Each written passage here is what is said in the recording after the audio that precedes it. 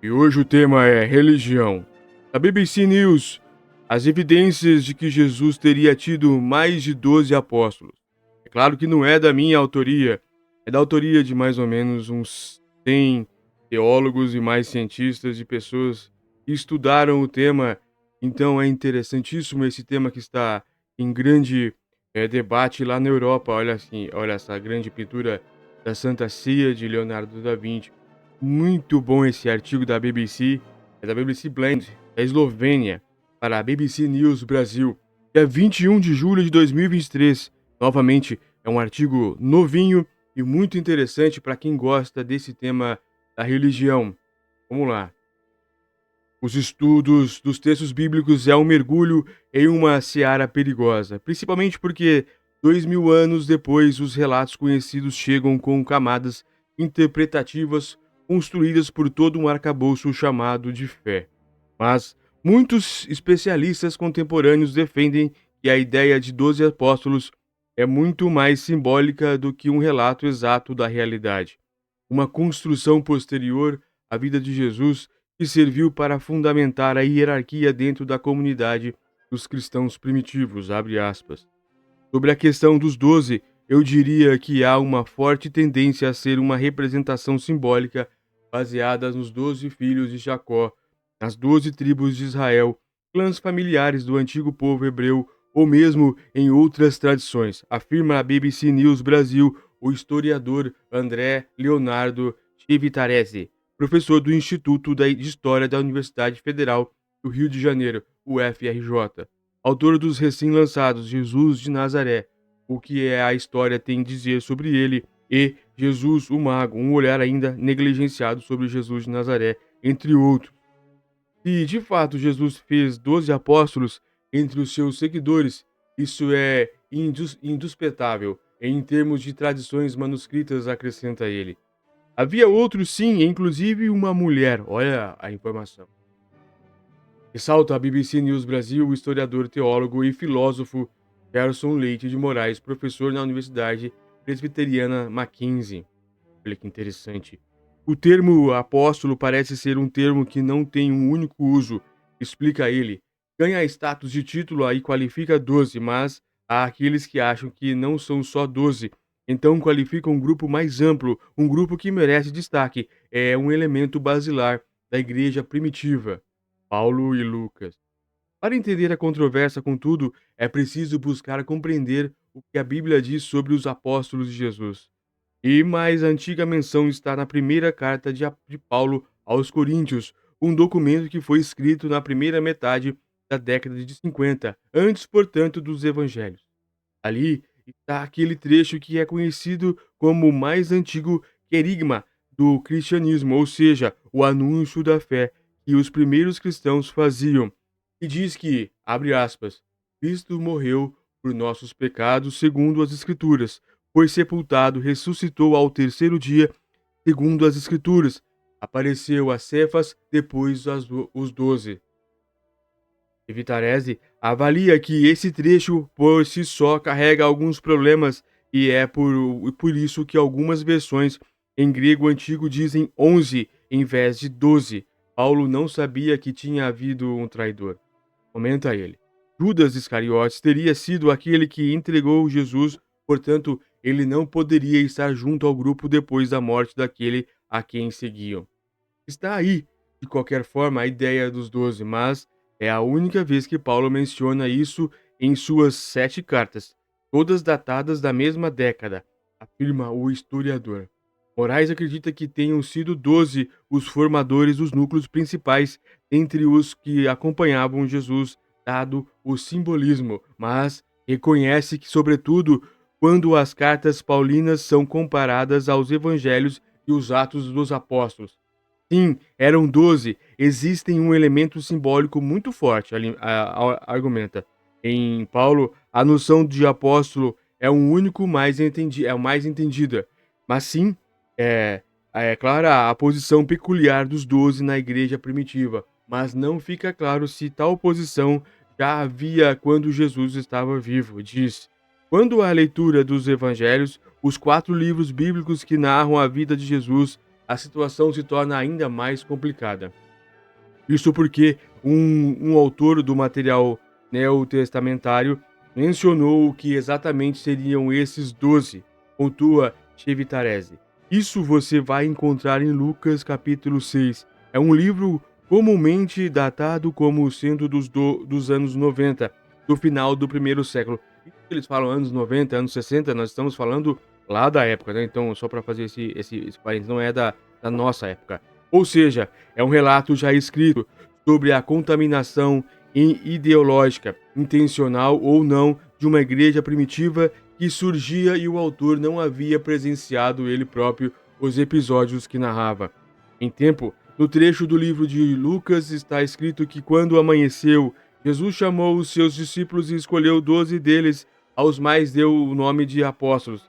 Assim, essa menção a um grupo seleto de que Jesus teria escolhido entre seus discípulos, afirma o historiador. Número de seguidores. É, mas quantos de fato seguiam Jesus? Para Chevitarese, era um movimento muito pequeno e intro-judaico. Não estamos falando de um candidato messiânico que arrastava multidões. Jesus era uma liderança popular situada basicamente no ambiente galileu e movimentava um pequeno número de aderentes. Analisa. Esses aderentes, conforme define o pesquisador, podem ser chamados de discípulos, indivíduos que ouviam suas mensagens, concordavam com elas e tomaram a decisão de ficar próximos. Prioritariamente, ele atuava em ambientes rurais campesinos, acrescenta. Mas se a maioria dos seguidores de Jesus era formada por esses camponeses pobres, também havia uma elite letrada que acabou se interessando. É o que explica porque nos anos 50, desde muito cedo, os textos que temos acesso estavam em grego e não em aramaico. Havia uma pequena elite citadina que concordava com Jesus do ponto de vista dos problemas gerados pela ocupação romana, pela aliança de setores da elite judaica com Roma. Uma pista sobre quantos eram esses pode ser encontrada também na carta de Paulo aos Coríntios, pois logo na sequência ao trecho em que ele menciona os 12, ele afirma que Jesus também teria sido visto por mais 500 irmãos de uma só vez. Ou seja, de alguma maneira Jesus tinha discípulos do que propriamente os 12, e não há por que não admitir dentro dessa dimensão que havia também discípulas, mulheres que haviam deixado parte dos seus afazeres cotidianos para ouvi-lo. Diz Eritase. Apóstolo ou discípulo é uma apóstola, mulher. Há um problema etimológico nessa questão. O que difere um discípulo de um apóstolo? Segundo o dicionário etimológico da língua portuguesa, discípulo é aquele que recebe ensino de alguém. Aluno, apóstolo, na definição do mesmo dicionário, seria cada um dos 12, incumbidos por esse Jesus da pregação do evangelho. A palavra é derivada do grego e tem significado original de enviado. Mas se a fonte mais antiga para legitimar a existência dos 12 é Paulo, o mesmo Paulo indica que havia outros apóstolos, assim chamados, inclusive mulheres. Na carta aos Romanos, também dos anos 50, ele saúda o casal Andrônico e Junias, meus parentes e meus companheiros de cativeiro. E diz que os dois são apóstolos eminentes e pertencem a Cristo mesmo antes de mim. Ele, Paulo, está dizendo que esses caras notáveis ali estavam entre os apóstolos. E tem uma mulher, Junias, comenta Chevirassi. Ela era uma apóstola. Moraes lembra que hoje tem muito fundamentalista que diz que Junias era nome de mulher, mas era mulher. Rebate. Ou seja, na mesma tradição que Paulo usa e trabalha fundamentalmente aos 12, quando ele anuncia o mais antigo querigma, ele também tem uma carta mencionando que existiam apóstolas em seu tempo histórico. Analisa Evitarese. Vice-diretor Lane Center em Roma, professor da Universidade Gregoriana, também em Roma, o vaticanista Felipe Domingues comenta com a reportagem sobre o papel importante que Maria Madalena tinha nesse núcleo central de movimento de Jesus. Havia mulheres que seguiam-no e Madalena é uma delas. Informalmente, ela é chamada de apóstola dos apóstolos e gosto de lembrar que o Papa Francisco mudou a liturgia de Madalena para transformá-la uma solenidade tão importante quanto os outros apóstolos, afirma ele. Hoje, Do ponto de vista litúrgico, ela tem o mesmo peso, comenta, e ela só não é chamada de forma ampla como apóstola, porque não há um relato, uma evidência nos evangelhos de que ela teria sido enviada para anunciar como os outros. Mas podemos olhar como uma coisa da de época, já que mulher não faria isso naquele tempo. Domingues também frisa que Maria, mãe de Jesus, era outra seguidora próxima. O historiador Chevitarese avalia que a ideia do grupo seleto dos 12 pode ter sido uma invenção de Lucas mesmo, porque em Atos, o livro dos Atos Apóstolos, sobre também escrito por Lucas, que narra os primeiros passos do movimento depois da morte de Jesus, ele vai inventar a tradição apostólica, contextualiza. Isso é muito importante na cabeça de Lucas, pois para ele, como se Jesus tivesse passado seu ensino aos 12, e os 12 saíram pelo mundo, cada um com o seu lugar, levando avante o ensino e o poder. No livro dos Atos dos Apóstolos, Barnabé também é chamado de apóstolo. São figuras desconhecidas para nós. Só temos esses registros deles, comenta o historiador Moraes. Isso é tradição, acrescenta Chevitarese. Discurso de poder, uma sutileza para estabelecer uma elite de um lado e o povão do outro. Serve para romper a horizontalidade, para impor uma verticalidade. Para Moraes, a polêmica se torna bem interessante porque existem estudos que dizem que esse termo apóstolo nem existia nos dias de Jesus. Talvez fosse um tempo incorporado já depois do evento de Jesus, utilizado na estrutura hierárquica carismática na estrutura de governo da igreja primitiva. Explica ele. Construção do imaginário. Uma obra de James Tissot mostra os apóstolos dele, né, então já estão dizendo que não tem 12, realmente faz muito sentido. Construção do imaginário.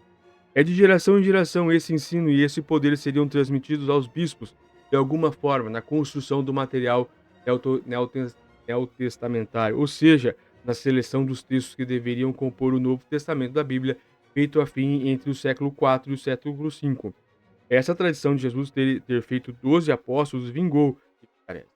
Como contraponto, o historiador recorre à narrativa da vida de Jesus que não incluía-o no canônico. O chamado Evangelho, que, provável fonte de Jesus e de Mateus na composição de suas narrativas, nunca mencionou a existência de um grupo de 12 mais próximos a Jesus. O mesmo acontece com o Evangelho Tomé.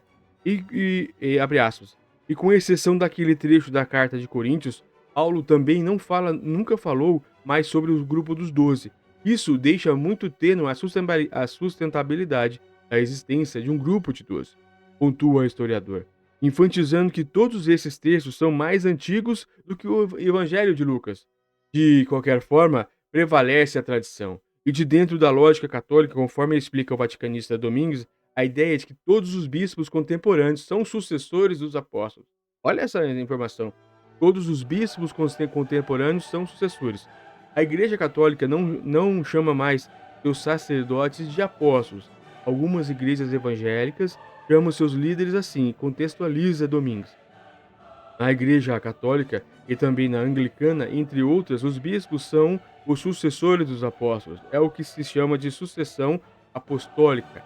Dentro da tradição, todos os bispos têm de alguma forma origem nos apóstolos, já que eles foram ordenados por outros bispos, que foram ordenados por outros bispos e assim por diante, em uma longa linhagem que retrocede até os primeiros anos do cristianismo. Olha que texto significativo, interessante, claro que é um texto de várias pessoas, como disse, muitos ali, muitos entendidos, inclusive teólogos escreveram esse texto para a BBC News. Muito legal a gente saber um pouco, claro que isso pode não ser a verdade, mas pelo menos é muito curioso.